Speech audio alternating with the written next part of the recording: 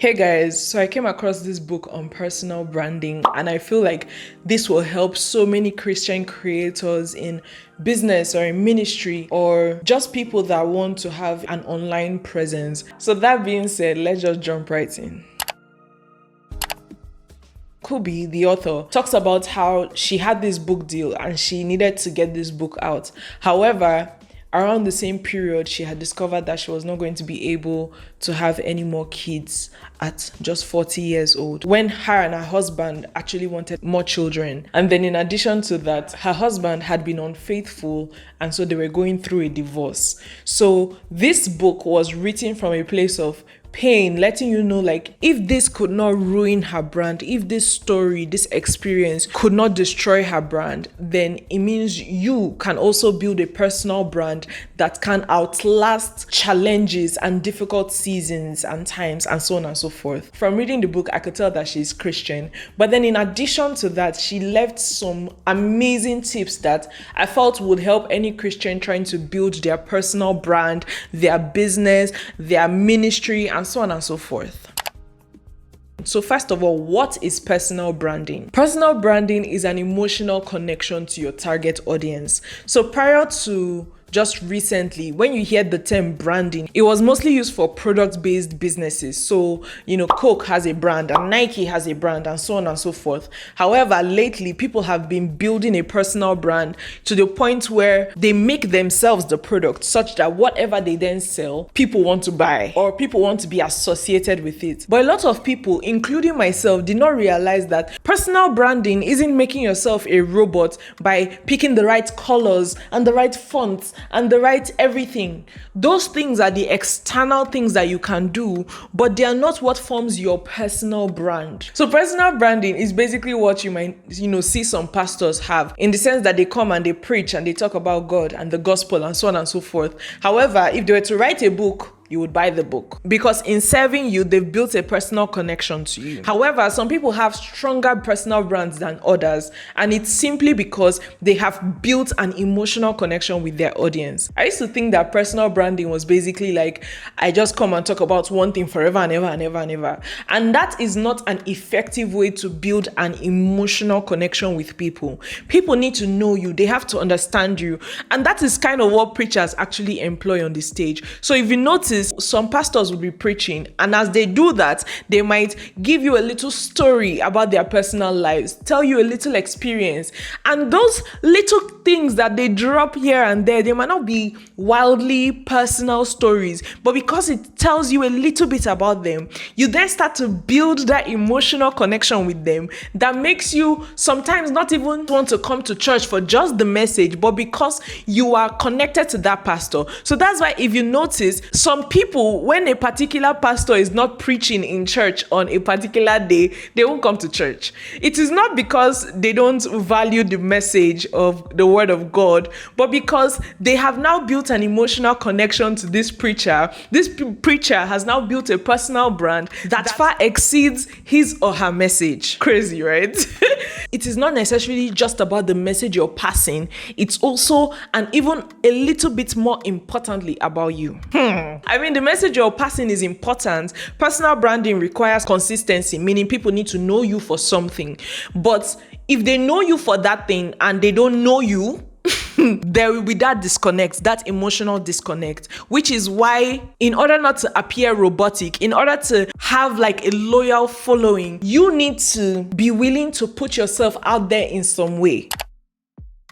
Now, if you go on YouTube, you'll notice that some people do it with vlogs. So they're talking about their subject matter of expertise. But then in addition to that, they're also like putting out vlogs so that you get to see like the behind the scenes and their personal lives, so that you get to connect with them. Now, some people might not feel comfortable with putting out vlogs and putting out these engagement posts, is what I call it. And so what they then do is they just try to be more vulnerable when they share. And these are people that build build a very strong personal brand, they don't just come out there and just talk on and on and on about what they do. They now use some of their personal stories to tie into that topic they are talking about. So yes, they might not be showing you, but they are telling you, and that way you get to learn more about them, know more about them, and connect more to them. I don't know if this has ever happened to you, where you get to know someone for the first time. Let's say you come across a creator on YouTube, and then you go to their Instagram pages to scroll and find out more about them. That is our nature as human beings. We're not robots.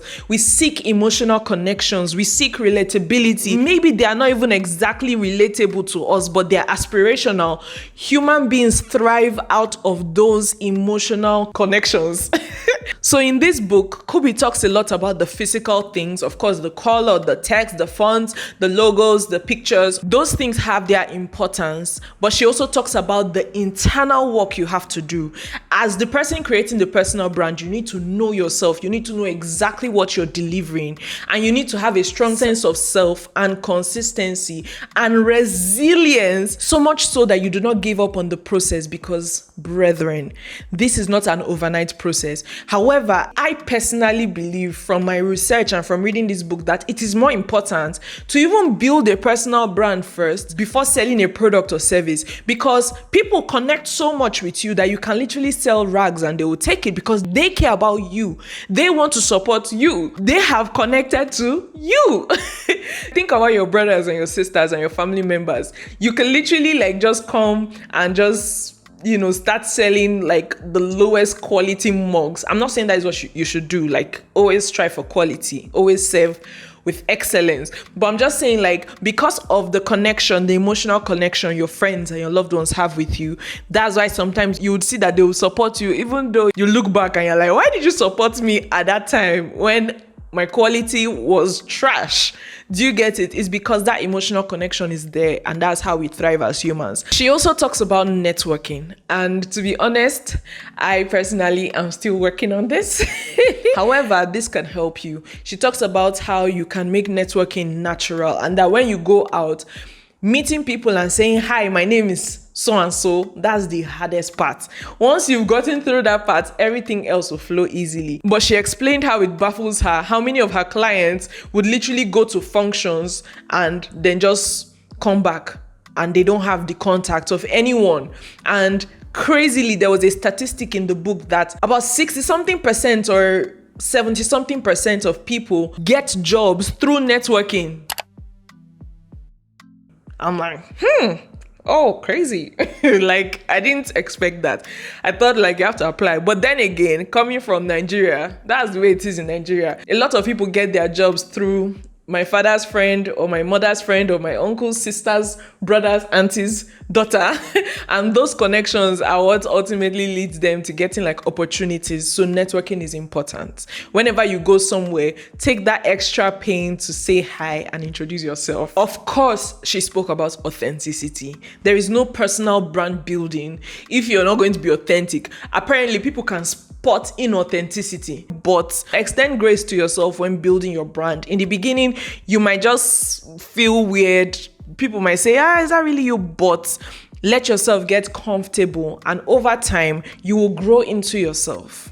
But yes, authenticity is important. It's important to be yourself. In the book, she also talks about being unapologetic, because if you care too much, you won't be able to do the next step, which is gather evidence. You need to put so much content out there. You can put out content on YouTube, on Instagram, on LinkedIn, on blogs or whatever. I personally am focused on YouTube, Instagram, and then TikTok is just a replica of Instagram for me. But you have to gather evidence, and you need to be able to ask people for reviews, maybe when you offer a service, whether for free or paid. There is so much more she talks about, and it will take a 3-hour video or more to dissect everything that I have learned about personal branding. However, if I were to summarize everything I've said in one sentence, it is know yourself and care more about serving than being served. When you're able to do that, everything else flows naturally. I wish you success in your personal branding journey as a Christian. And if you want to be a part of mine, kindly subscribe if you've not subscribed already. And also give this video a thumbs up if this video gave you any sort of value. You can also check out this video right here. See you there.